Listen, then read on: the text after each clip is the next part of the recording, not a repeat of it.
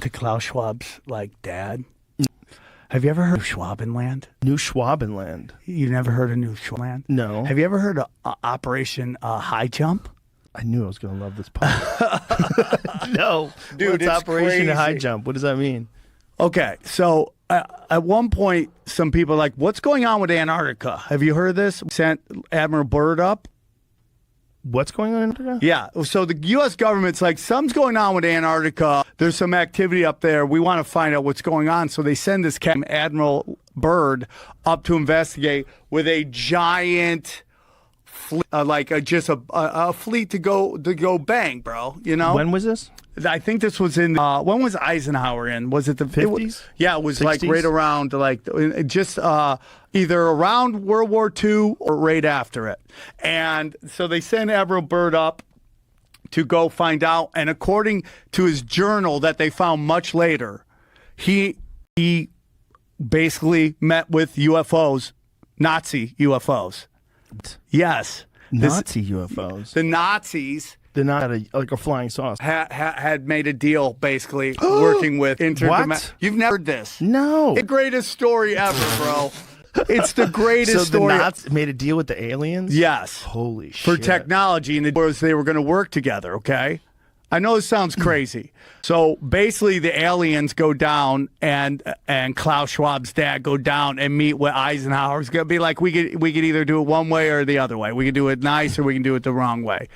And that's where they say Eisenhower made a deal with these aliens that they could kidnap people and do experiments, but they couldn't just do it anywhere. They had specific places, which were our national forest. What? Yeah, dude. You've never heard of this. You're making this sound No. as if this is like a story that is commonplace. Well, for my... Count me out here. Have you heard the story? Honestly, brand new. You've never heard of this? You've never heard of Operation High Jump, bro? I feel like I've heard of that, but I haven't, not in this context. This sounds Let me see amazing. if I Please look keep up that going. way. And So, this is where missing 411 come from. The missing information? What missing information? No, the missing 411. What do you mean? Which is all these people have mysteriously disappeared in force, and they don't know you're not how. talking missing 411 like information. No.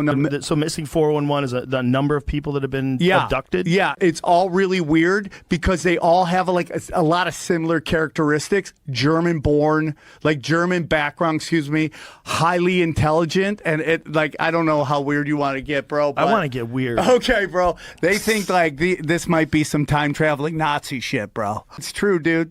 That's what they believe, and they made Who is it. they? These they folk. Who? You say they believe. Who are these they? Are they united on No, they're all different. There's a lot of warring factions. clans, bro. There's a lot of warring clans, dude. But how deep do you want to go? What is interesting is how advanced the engineering of the Germans was.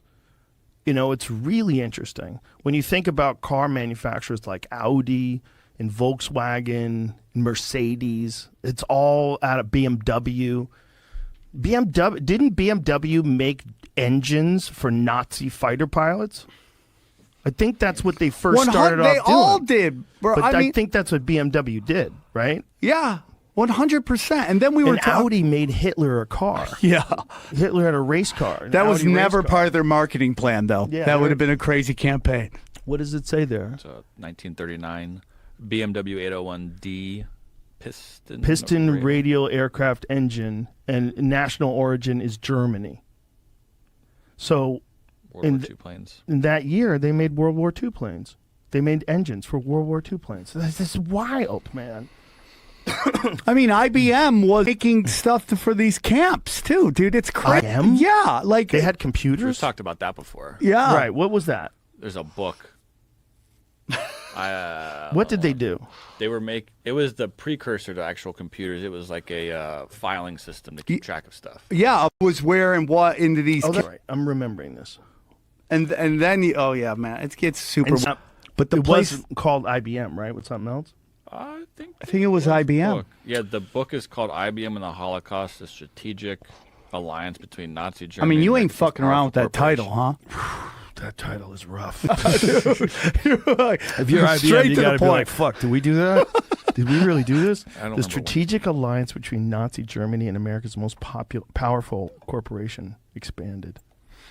Interesting. So the area of Antarctica they went to was New Schwabenland. New Schwabenland. Do you think that's why it says with the space? 100%. Dun, Yeah. dun, dun, Yeah. dun, dun, dun. So they're all in contact with the aliens. I think. Well, dude, I mean, it gets into. See, a lot of people think this is about power and money. What do you think it's about? It's spiritual war. These people got all the money and all the power. They got more than they could ever. I think they want complete control. But lowering your vibration and jacking your loosh. Your spirit energy. You think they're doing that consciously, or do you think they're doing it like they're chasing the economics, and along the way it actually becomes a spiritual battle, because everything is a spiritual battle? I think it's done purposely. I think They're evil. I think they're at low. There's low frequency stuff going on, and they've made deals with people and things, and that's why things going on. Very ambiguous, but I understand where you're with it. Okay, I mean, if you want me, I just don't want to get too weird too fast, bro. But Too fast. I'm like, We just opened up. I 100% believe this is spiritual war, and that these people are working with dark entities, and that's what this is all about. Let's imagine this. If there was like an alien race that came here from another planet and gave just a random group of people technology. Yeah. Gave them an understanding of things and how to do things. How much of a record do you think they would keep of that? Would it be something that people would want to talk about? Yeah, but that's the beauty of the internet, that we're now able to do that. We could never do that before. So you think that's what this story is about? The story is about they went there and they met with aliens, and the aliens gave them information? Hitler was really into the occult. Yeah, Like he would was. send people all over the place. No, he and had try- a a lot of bad ideas. But see, the occult has a negative connotation to it. Not everything involved with the occult is negative. What the occult really means is secret. Secret. So there's not as much That's what that around. means? Yeah, it's basically it means like it's hidden. I always associate it with people that believe in silly shit. When someone starts talking about the occult, I'm always like, how do you feel about ghosts? You know, how do you feel about, like, when people start talking about like dark magic, I'm like, for real? You sure? I believe in that there's some energy manipulation, I but don't disbelieve. yeah, Disbelieve.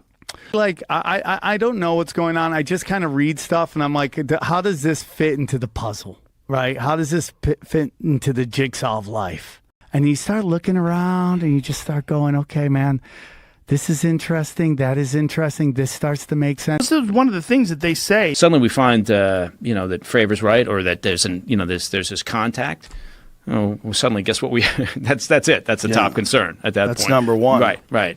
Yeah. So, I mean, the hope is always that if we're about to ourselves into another dimension, that the aliens will come down and go, hey, dummies. just like a 1980s movie. Yeah. Like, Yeah. hey, you fucking idiots. Stop Right. doing that. The- Klaatu barada niktu. Wow. That? Look at you. Yeah. That's pretty impressive, actually. Dated Stood Still is a great fucking movie. It was a movie. It's Yeah. weird. Time capsule, right? Because what they thought it would look like, and Yeah. the robot, that's just... Yeah, you know. no, it is. I love the movie. I tried to get my boys to sit and watch it not too long ago, and they were like, "Really, Dad?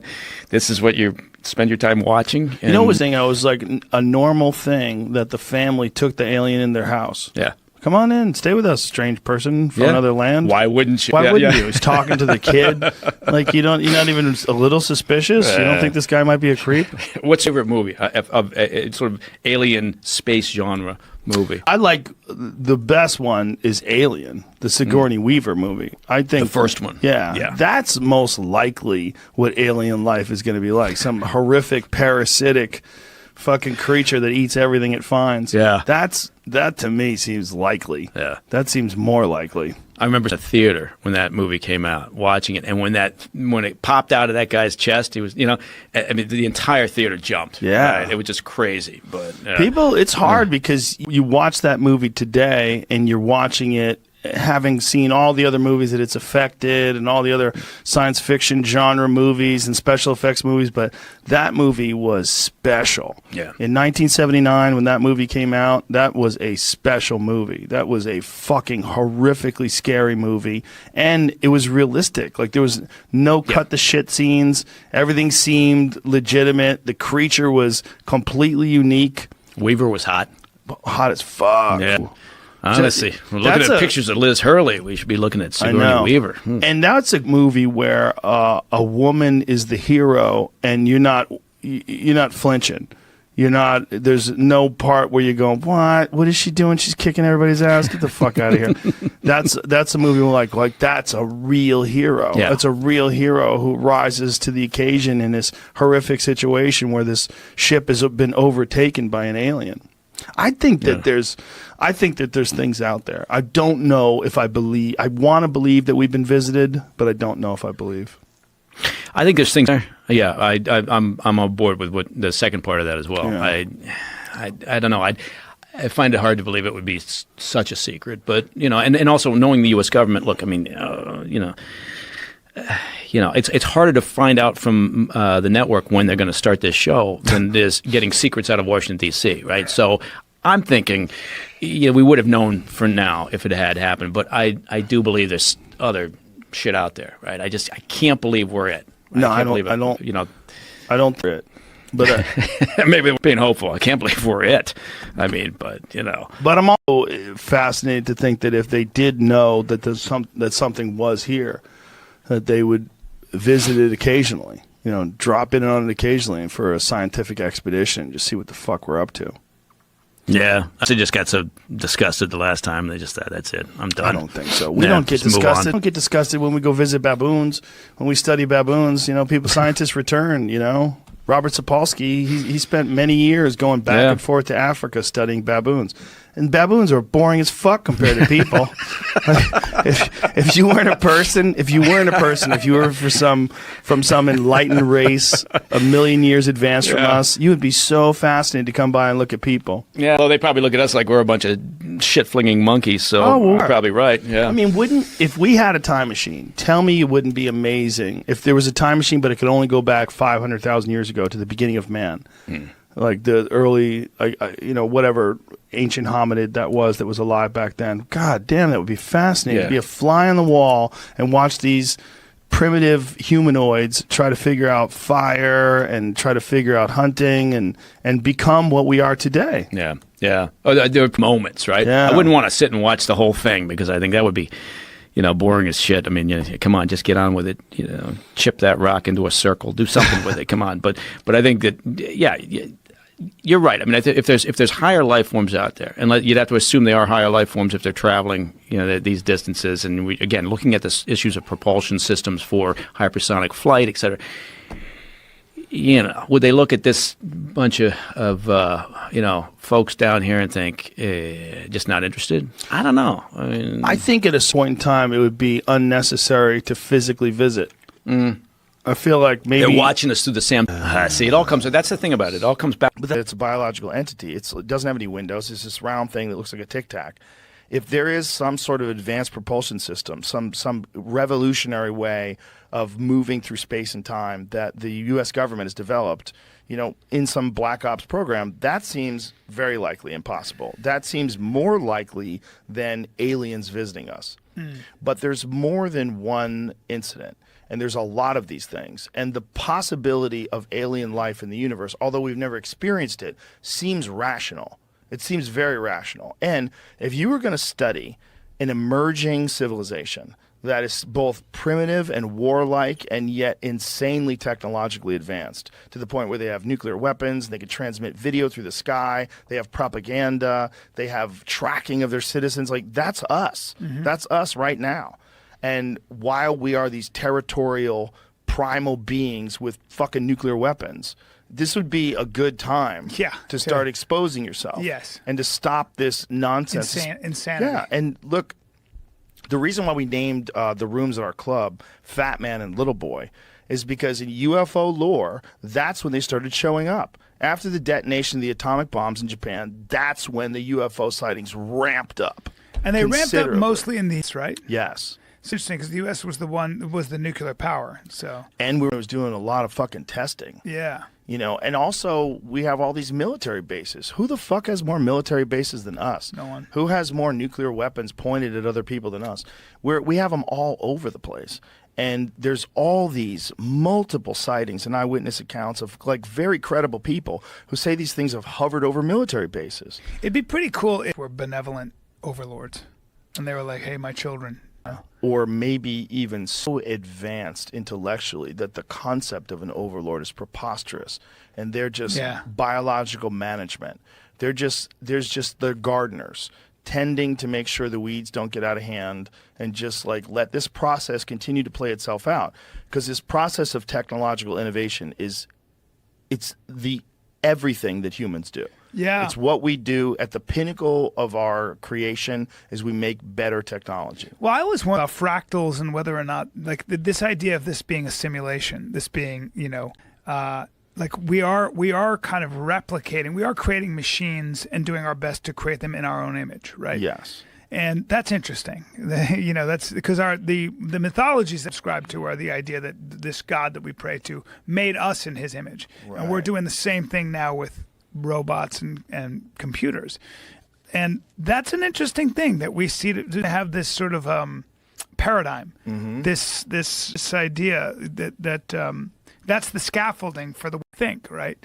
And to what end? And why are we doing that? Maybe it's the and has creation it of a already new life happened? form. But has it already happened? Are we the result of that impulse that happened a long time ago? I think I we don't are know. the shit chimps that are going to become the nuclear physicists. That's what we are the shit throwing chimps from 2001 that Yeah. become Oppenheimer. Yeah. Yeah, and then I think this thing that we become is integrated with technology. It's probably some sort of a hybrid.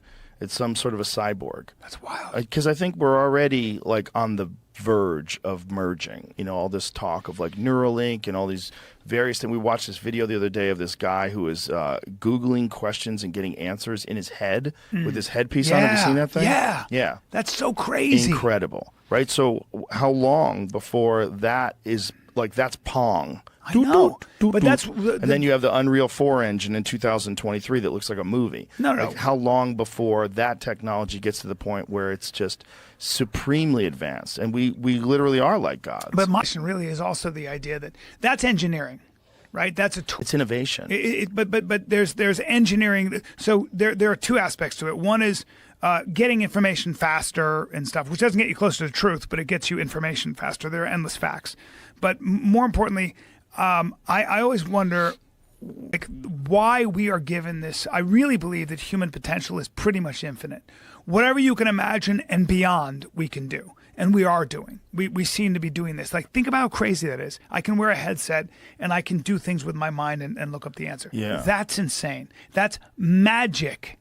It's crazier than magic. But there's a way to measure that and quantify that and replicate that. So it's not magic. I can do it and I can tell you exactly how I get there, which is even crazier. So what is that leading us to? It is nudging us closer. It's like I think it's very significant that we're getting a better understanding of what it's like to be someone else. Yeah. We are. It's really hard to say that a Yanomamo Indian or whoever it might be thinks about things differently than I do when I know so much about how all these human beings, like someone in Iran, in Jordan, laughs and cries and bleeds at the same thing I do. It's being prejudiced based on what that person looks like over there is becoming harder and harder to justify. Where it was before we knew about that, we were like, well, those people over there are quote unquote savages, or they're this, that, and the other thing. And I do think that we are getting a better understanding of what it's like to be each other and being nudged in the same direction. We don't become tribal. I think that's true too. But why? And it's interesting to think about where that's leading us to what understanding, and then when we have that understanding, what are we going to do about that? Right. Are we going to pull it together? And are the aliens here to make sure that we don't fuck it up? Yeah. The beautiful idea. The terrible idea is that it's all us. and then it's I know. all a big ruse, and it's all just drones that we're doing because we don't want China and Russia to know about it. But we have insane propulsion systems that operate on gravity, and Yeah. I think, but I it hate seems to tell you. it seems like both. It seems like us, and it also seems like there's some shit that we just don't understand. And I don't know if those people are telling the truth. Because if the people that are telling the truth that there's biological entities, and this is what Jackie Gleason said that Nixon told him, and Nixon took him on they were drinking. You know that famous story? No. Who knows if it's true? It's a legend. But the legend is that Jackie Gleason and Nixon were drinking, and that Nixon said, "You want to see some fucking aliens?" And they get on Air Force One, and they fly to some Air Force base, and they go to a place where they have a crashed UFO, and they have biological beings that are in freezers. And Jackie Gleason sees this. And Jackie Gleason, after that, has a house built in upstate New York that looks like a UFO. He became obsessed with UFOs after it. There was a house, it was actually for sale at one point in time. Yeah, so he has this house that he had shaped like a UFO. And this is like, who knows if this is a true story? Yeah. Right? Because it's like, it was kind of sort of disputed. His ex-wife told the story or something like that. I forget. I think that kind of thing is actually impossible to keep secret. No, I don't think so. Really? No, I don't You think- generational, like Yeah. generative of government bureaucrats can keep something a secret. Sure, I don't they think so. tell the people at the very highest level about it. It's very few people. It's all very compartmentalized. they're always- they monitor everyone's phone calls, everyone's emails, everything everyone does. Impossible. At a top secret clearance level, No way. Impossible. I don't think you're right. Totally you're impossible. definitely not right. I think it's impossible. Listen, man, they can keep secret. When? People Which at high ones? levels of them can keep secrets. Yeah, but they're People always that- rotating out. They're retiring. They're dying. Yeah, they probably wind up fucking Hillary Clinton and a lot of those dudes. Hey, listen, dude. This is not a this is not verb. conspiracy social club. This Might is as the well Joe be. Rogan experience. I am not willing to relinquish the idea that they could keep that secret. Well, that's 'cause it's I think fun to it's- believe in. Yeah, but it's not just fun to believe in. It is possible. It's a physically possible thing to do, especially if you have the right people and they're indoctrinated in the right way with top secret clearance. And by the way, it's not like these people don't tell their friends, and it's not like there's a bunch of stories floating around, because there Right. are. There's a shitload of stories. That's what I'm floating saying. around. But why would you like? I would never get a secret. I'd be like, hey, Well, hey, you got but here's fucking the thing. aliens. Here's the thing. When you have senators and congressmen who find out about this, and they find out that military contractors are the ones who have access to this stuff, because the back engineering program has to involve someone who has the capability of recreating this. So who would that be? That would be the people that make jets.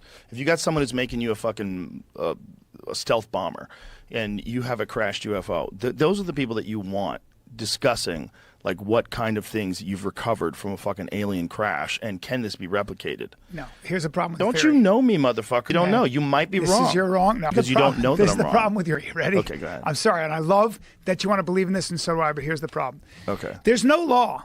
There's no written law that says I'm not allowed to talk about aliens. And I mean at the top levels of clearance, like the most secret level. There is no world where if I'm a government official and I take a bunch of pictures and I come before Congress and I go, here's my evidence, I'm blowing the whistle, there are real aliens. You don't think they're after you for I'd never go to violating your top secret clearance? no, it's not violating my top secret clearance. But it would because, be. No, I don't because think I'd, you're I'd right. never go to jail for that. Because I'd be like, you're going to put me in jail for exposing what everybody wants to know? The whole world would be like, holy shit, you guys kept But this that's a secret. assuming that you have access to that material to extract There are enough it people- wherever maybe not. Maybe those are the kind of people that wouldn't do that, Brian. You fucking friend. communist. I don't like the way you think. I'm betting your UFO No, theories. you're not. Listen, You think you are. Just using these establishment you're allowed to talking talk points. about You UFOs and sound you like never your get in dad. trouble. You sound like your dad. Man, first You're tell me, a Andy Schultz will beat me up. stooge. And, CIA I'll call my dad stooge, right now. And you're in here spreading propaganda to the faithful listeners. listen to of me. this Listen to me. There are aliens, and if there are, we'd know about it because it's If not there is, against come law. back on dressed like a clown. Agreed. That's my bets I'm making with everybody now. I'll dress They up lose, like you a gotta dress clown. like a clown. I'll do it. Grush, I think. Here's my take on it. I think he believes what he's saying, right? I think he has gone out there. I think I'm legit, like, whatever, 14-year veteran of military and national reconnaissance. And I think he went out and he talked to enough people, and he he believes it. I don't think he's out there like spinning a yarn and is that now he's gotten over his skis and he's said, you know, too many things and now he's, but I don't know. I don't feel like it's tidy. Maybe the difference between us is I spent, you know, a lot of time with the government, and the government is sometimes can be really dysfunctional, and it goes back to keeping a secret. The idea that they could have this what essentially is a covert action campaign, you know, to spread disinformation, what they actually know, right?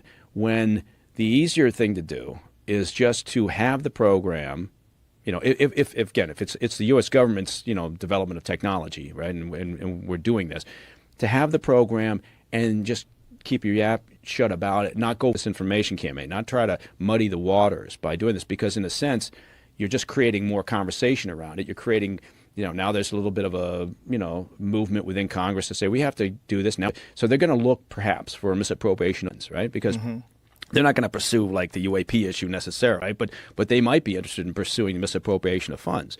So if a program, if it didn't, again, going back to the idea that it's a U.S. government thing, if you're running a program, that's the last thing you want to do, is because you're doing this program to avoid government oversight. You're not going to create, you know, this alternative narrative that, you know, could generate the sort of publicity or the conversation, particularly up on Capitol Hill, that causes them, well, where is money being spent? Right.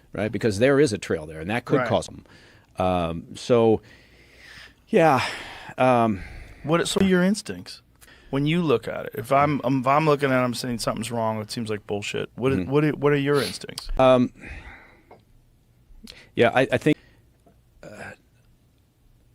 I would like to say, you know, I don't think we're going to get there, but my instinct is to say, how do we solve this, or how do we come to some sort of logical solution, as opposed to saying what is it off the bat. My instinct all right, if the all-domain anomaly resolution office has 800 cases, then tell us what those 800 cases are. Let's work our way through them, or have a little bit more transparency about working through those cases. Again, you'll probably whittle them down, right, to...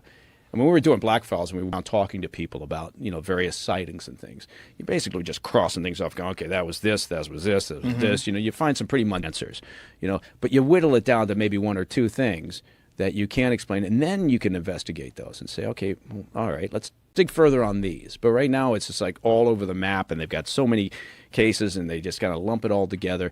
Are they doing that to obfuscate and create, you know, this situation where it does seem like bullshit? And I don't know. I think I'm not willing to shut the door on that those handful of those few sightings that do have technical data. We got video, we got, you know, radar lock, we got camera footage, whatever it may be, that can't be explained.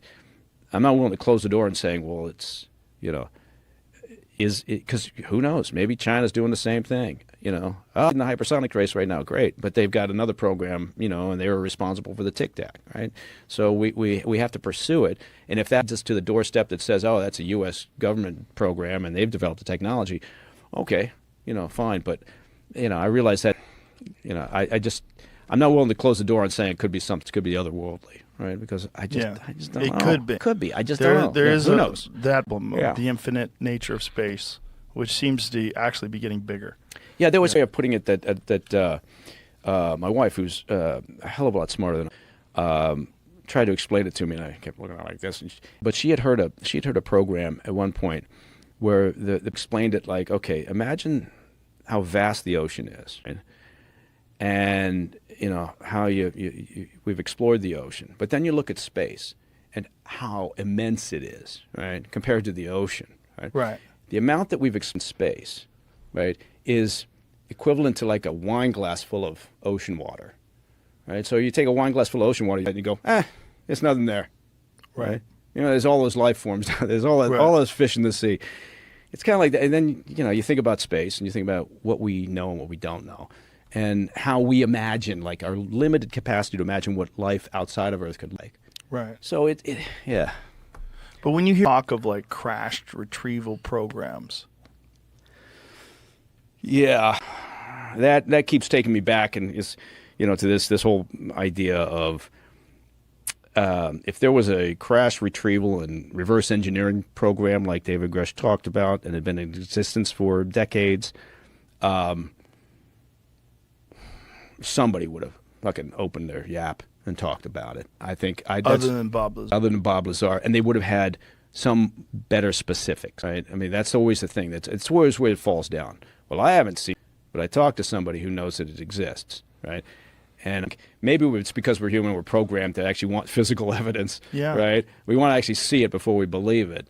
But, that really hasn't happened yet. What's one of the fascinating is the narrative has shifted so wildly from it's completely preposterous to credible people like David Fravor and Ryan Graves and all these different people that are talking about multiple sightings, things that completely defy our understanding of what a vehicle is capable of doing, hovering completely motionless in 120 knot winds, all the whole, whatever that thing is, the cube inside a sphere that they keep seeing over and over again. Right. Like, almost hit one of the aircraft. Yeah. And, the fuck is that? Yeah. And then they land. So I think, one of the good developments out of all of this, and one of the things that may eventually lead to transparency, right? Because it will provide an avenue for these sightings, whether it's commercial or military pilots, as an example, to report it, right? And to be more, and for them to take it, perhaps, again, it depends on whether it's a big conspiracy or not, to investigate in a more logical manner and in a more detailed manner. So I just, again, the sheer act that we're talking about it,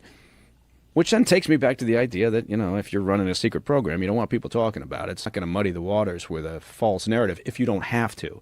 Right. If your concern is that someone's getting close to the truth and you got to do, okay, then maybe so. Do you think it's also possible there are patriots that do think that the American public deserves to know about this information and they have been sitting on it for a long time? That people like David Grush and all these various that are coming out, and more apparently are wanting to come out. But yeah. Well, interesting thing with Grush is, look, he said so during the hearing. He said, I can't talk about that. I could talk about it in a skiff, right? In a sensitive, secure environment. All right. Well, if I'm, one of the people on that subcommittee, I'm going to say, you know what, schedule, a skiff meeting with Grush. Get him in here, and have him talk classified shit. Right. So that would be the next logical step in all of this. Have they done that yet? I mean, it's, when he said, I could talk to you about it in a skiff, have people taken him up on that? Well, you'd have to ask him. No, I wouldn't know. Right, and they wouldn't tell anybody. And therein lies part of the problem, because if he sits there but if he sits in the skiff and continues to kind of say, well, okay, you got cleared to hear this, and I can't. All right. Then you got to start questioning, what he's actually got or what he knows for sure, rather than just having this witness interviews and sort of secondhand information. But I'm much more, I guess the point is, more interested in the direct sightings than witness interviews, right? Right, and the thing about he's not really a witness, right? He hasn't had any personal encounters with anything. Right. He hasn't had personal encounter with a craft. He hasn't seen a retrieved craft. He hasn't seen the biological entities. These are all just programs that he's been made aware of that he felt like people needed to know about. That's the narrative. And again, not to disparage anybody, right? But he's, if in fact, somebody leaked his medical records, which it looks like, did happen, right? Then that's pretty bullshit. Mm-hmm. Somebody needs to figure out what the hell is happening. Let's see this. The information from Grush, who's unable to discuss specifics on what he told the Pentagon's watchdog arm. Lawmakers want to sit down with the former official in a sensitive compartmented information facility, a SCIF, to get additional information from him. The group has been blocked, however, by officials that have informed them that Grush doesn't currently have security clearance to discuss the issues in a SCIF, according to Burchett. We think that we'll get there eventually. It's just frustrating. I'm ready to go, and the American public are ready to go, he said. Luna argued that the SCIF with Grush could help lawmakers better understand the type of legislation they need to write regarding UAPs. She said she supports legislation that would declassify information on the phenomenon. So there seems to be some issue of secrecy and what's possible to discuss or what's legal to discuss. Well, yeah, look, the government casts a very wide net when you're talking about classified information. Right? right? I mean, the government has overclassified information for decades and decades, right? And you've got secret, top secret, code word, and they tend to just hoover everything up and classify it, right? And then it takes fucking forever, right, to go through that process of declassification, and because nobody wants to put their neck out at that point and say, yeah, let's declassify this, right? Once it's in that pot.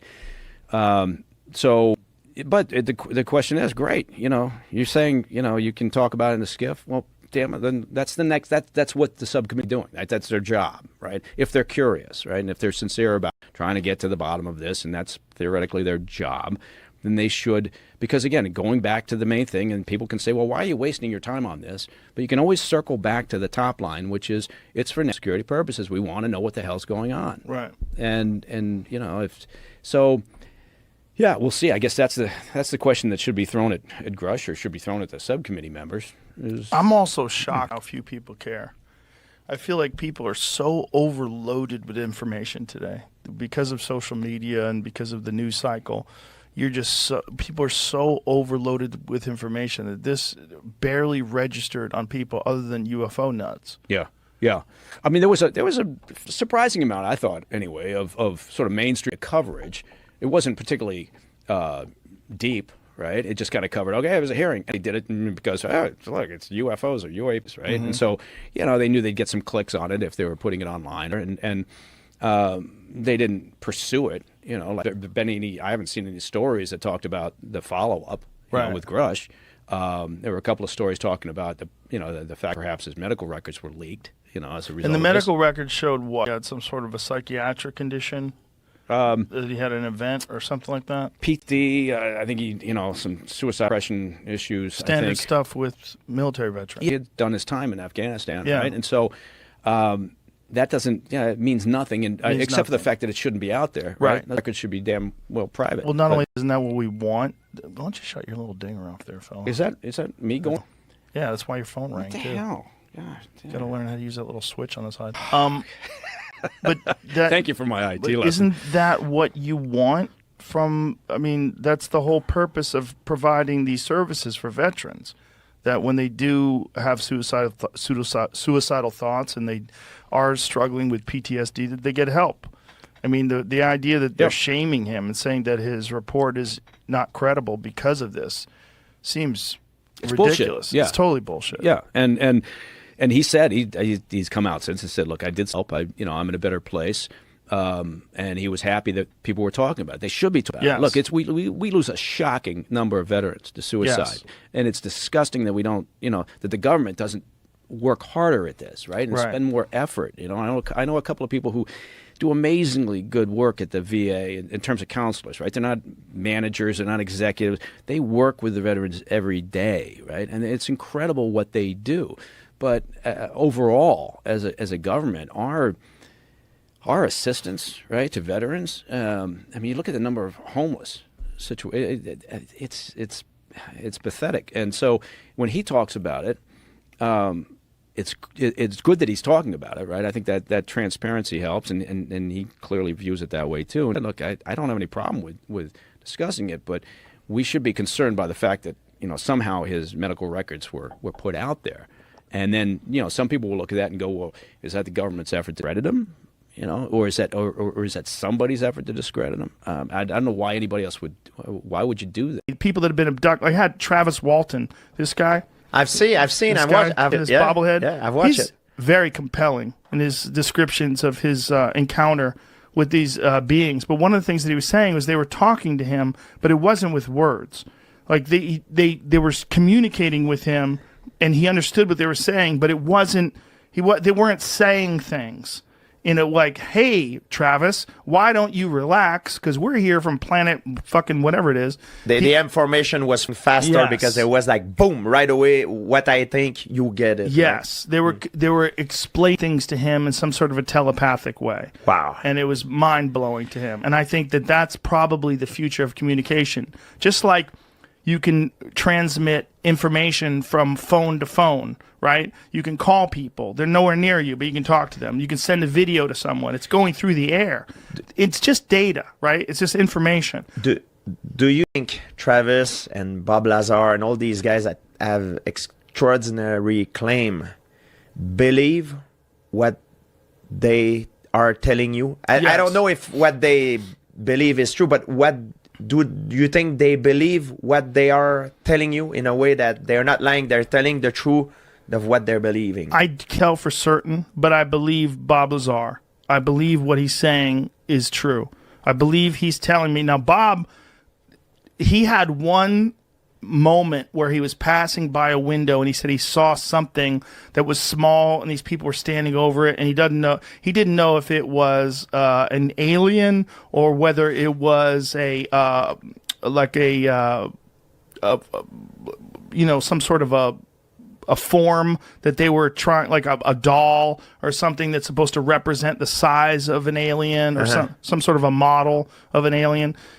But he remembers he looked briefly through a window and he saw something small. He didn't see it move around, didn't see it talk, so he doesn't know what he saw. Yeah. Because in his world, as he explained it, when he was working at Area 51, Site 4, that's where he worked, he said that it was very compartmentalized. And his thing is, one of the problems with them trying to figure out, now this is assuming he's telling the truth. Yeah, of course. One of the problems they were trying to figure out was how to back engineer these devices, these ships. But the problem was they weren't allowed to communicate with other people outside of this very limited group of people that had access to these vehicles.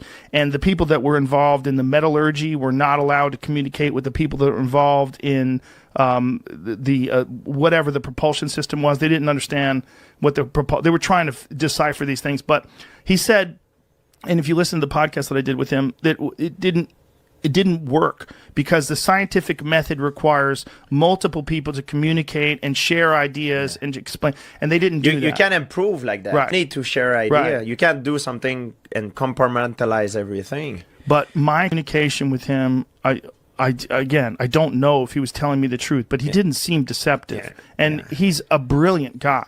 It's clear he's clearly like borderline genius. You hear Yes. him speak, he's very educated. And some of the things that he talked about came to fruition. Like one of the things was there was a concept of this thing called element 115, 115, right? yeah. Now that was not really proven until the 2000s, or somewhere in the 2000s. They used a particle collider and created this thing where it was a very unstable, very short-lived particle. But he was saying that wherever these beings are from, they have figured out a way to utilize a stable version of this element 115, and that's how they propel themselves. The things that he was describing were also exactly the same things that were experienced by Commander David Fravor, who was a guy who is a jet pilot. I saw, yeah. Yeah, and so he experienced this thing move in that same direction, that same way, where there was no visible propulsion system, but they tracked this thing going from 80,000 feet above sea level to 1 in 1 second. So that's the amount of time that it takes radar to track this. So it might have been less than a second. Yeah, this thing traveled from 80,000 feet to 1,000. No time. To 1 feet. It's No like that time. thing with the hand. He says he measured the distance between the bone and when you get in, you put your hand in it and measure the distance between your bone and the... the scanner. Yeah. Yes, the scanner. There's a lot of things like this. And, like Zacharias Sitchin was... there's a lot of stuff that you can think of that how could they know that at the time? But it's Well, the Zacharias Sitchin stuff interesting, right? Yes. That's all the Sumerian text. The Sumerian text is some fascinating stuff because it's all from 6,000 years ago. And by the way, Zacharias Sitchin, he's very controversial. There's even a website called SitchinIsWrong.com, and it's basically scholars of ancient Sumerian who say that his translations are completely off. But even if his translations are off, there's still a lot of really confusing stuff about ancient Sumer. And one of the things is their depictions of the solar system. They had a depiction of the solar system 6,000 years ago that shows the sun in the center, and it shows all of the known planets in the outside. And they're relatively accurate in terms of the size. Yeah, and how about the formation of the Earth? Tiamat, Marduk. I don't remember which one is what, that's Yeah, formation of the Earth. That's the model that Yes. we use today. Well, the scientists. The asteroid belt, Yes. like that we use today. How did he know that at that time? I don't know how they knew that. When saying is Earth 1 and Earth 2. And what that means is that there was an original version of Earth, and then Earth was hit by another planet at some point in the distant past. And that's what created the moon, and that's also what created the asteroid belt. That goes on the different direction than the rest of the planet. Like they knew that too. Well, there's also a thing called Bode's law, and Bode's law measures the distance between planets, and it's based on the mass of the planet, and they figure out, because of the mass of the planet, how far these planets are from each other. And one of the things that fucks that up is the asteroid belt. I think what I might be wrong about this, but the distance between Mars and Jupiter is one of the things that screws that up, and they think that's explained by the asteroid belt, that some collision created this asteroid belt and created all of the, there's something like 900,000 known near-Earth objects that were created by the impact of these planets. One thing and I'm sure you're the same because you had a lot of these guys on your podcast, like Graham Hancock, Yes. Randall Carson, John Anthony West. Like Yes. there's clearly knowledge that we've lost Yes. in the past. Like this is for sure. Like just think about the Library of Alexandria. Yes. Man, imagine the knowledge that it was in there before it burned. I know. Imagine. Oh man! Imagine. People thinks we lost like 1 millennia, like just when it burns. That Well, of knowledge, medicine, botany, Yes. science. It's just crazy to think of. So very often, sometimes when crazy stuff happen like that, like I just think that perhaps they had knowledge that there's knowledge that we lost. Like just think about the Greek fire. It's a weapon that was used in the naval battle, and it's really known about historian. You can research. They still don't know exactly how it works, but it was so destructive. It was like at the time it was like a secret weapon, like they didn't want to share, and it was known to be very efficient in naval battle. I don't know what that is. Fire. If you go Greek fire, you'll get it. Boom! It was used in naval battle. So they used to throw fire flames, and they used to people that are burning. They still burn in the water. So they think it was made with some kinds of petrol or they still don't know. They cannot recreate it. And it's clearly something that a lot of historians have talked about. It's called Greek fire. It's just an example that it's clear that it's a technology that we have lost. Well, if you just look at the pyramids, the pyramids are a perfect example of technology lost. It's almost like the best example. Like those ancient civilizations almost letting everyone know, hey, there is information that we have that's so above and beyond what's expected of people from this era. Yeah. Because if you think about people that lived 2,500 BC, you don't think about someone that had the kind of proficiency to create something that, when people don't understand, it's not just that the pyramids were big, but they were so perfectly designed that when they put all the stones, they reached the top. Like if anyone was off by even a half an inch at the bottom, as time went on, an inch here, an inch there, by the time they got to the top, it would be all fucked up. It wouldn't be perfect. But the pyramids were so amazingly perfect, and they were originally covered in smooth limestone. So smooth, polished limestone that would probably be insane to look at if you were staring at it from a distance, like this immense structure of 2,300,000 stones, some of them cut from quarries hundreds of miles away, all perfectly aligned and put together by these people that lived thousands and thousands of years ago. Most scholars would say they use a ramp, but if you think about it, like there's other scholars that would counter that by saying the construction of that ramp need to be in an angle that it could be so difficult to do that it will challenge the construction of the pyramid itself, you know? Well, again, it's like use a ramp. I don't know what they Yeah, used. we don't know, yeah. But whatever they used, it's so amazingly precise that they were able to make this 2,300,000 stone structure. This still to this day. I haven't been, but I have friends that have gone. Like my friend Andrew Schultz just went. Danica Patrick, the race car driver, she told me she just went. People that I know that have been. My friend Eddie Bravo, when he went, he's like, you get there, you're like, what the fuck?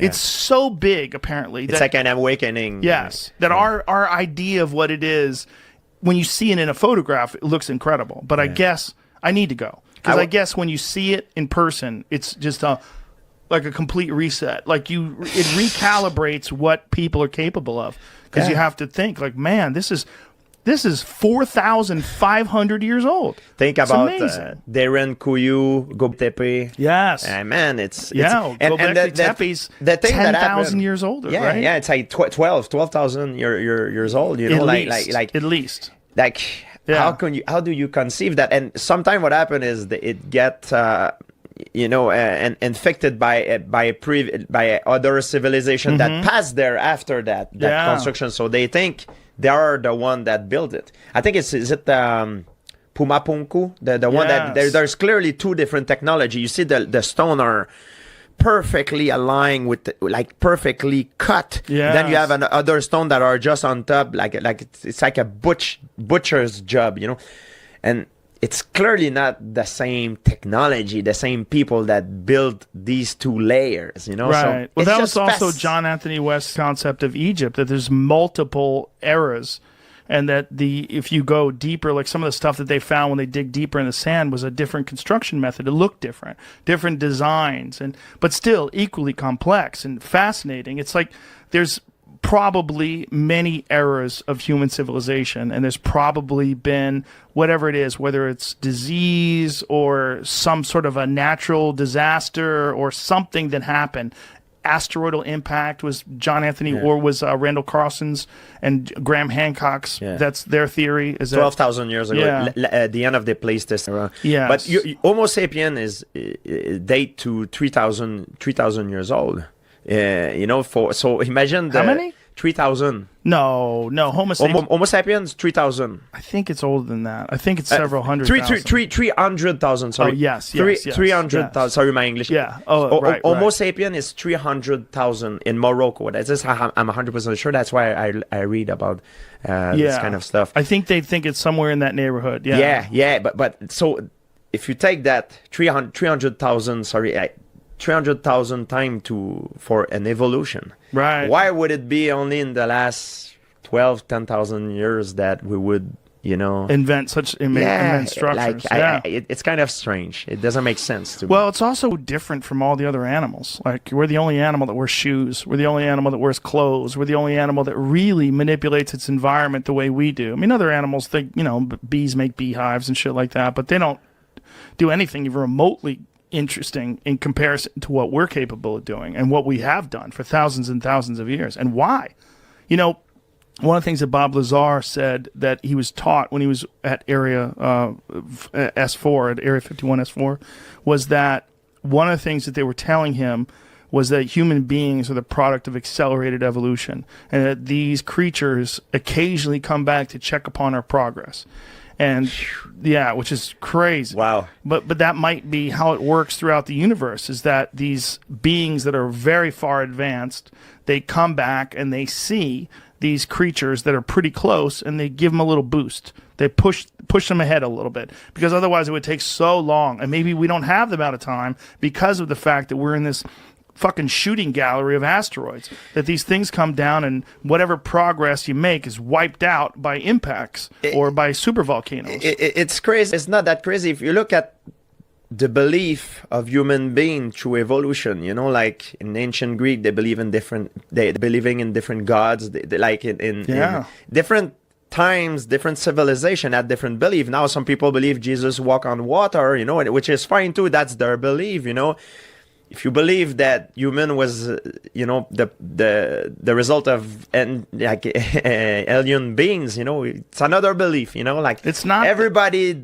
believe in different things. It's you know? not that crazy if you No, think it's about not. what It's we're not. doing. But yeah, if you And all of a sudden, this disc appears out of nowhere. The camera crew turned their cameras on it, and they filmed the landing of this flying saucer on the dry lake bed at Edwards Air Force Base. And I'm telling the story to Senator Reid, thinking, I don't know how he's going to react when this is what I have him on camera. And I said that he has the film footage developed. It was good footage. He held it up. He looked at it. It was a disc, blah, blah, blah. And eventually he gets a courier jet from Washington, D.C. that flies in, pick up the footage.